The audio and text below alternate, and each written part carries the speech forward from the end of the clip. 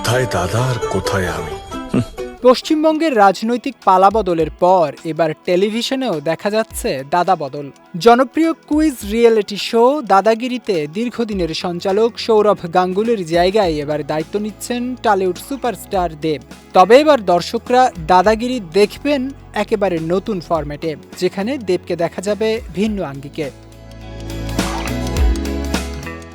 সম্প্রতি কলকাতার একটি কনভেনশন সেন্টারে জাঁকজমকপূর্ণ শোতে এন্ট্রি করেন এই অভিনেতা।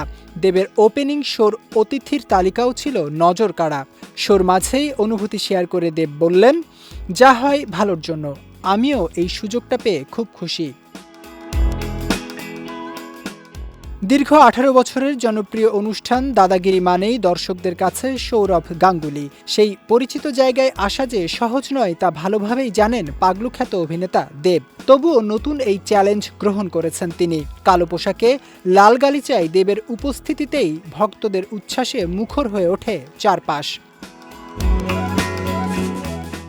সম্প্রতি এক সাক্ষাৎকারে দেবকে জিজ্ঞেস করা হয় দাদাগিরির দায়িত্ব নেয়ার পর সৌরভ গাঙ্গুলির সঙ্গে তার কথা হয়েছে কিনা।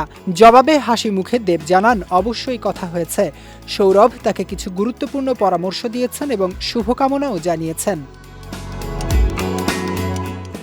তিনি বলেন, আসলে এই জায়গাটা আমি নিয়েছি বলে দাদা খুব খুশি। সবাই জানে দাদার সঙ্গে আমার খুব ভালো সম্পর্ক।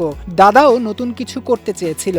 সবাই তো ভালো কিছু করতে চায়। চ্যানেলেরও মনে হয়েছে অন্যরকম কিছু করতে, আমিও তেমনটাই চেয়েছি।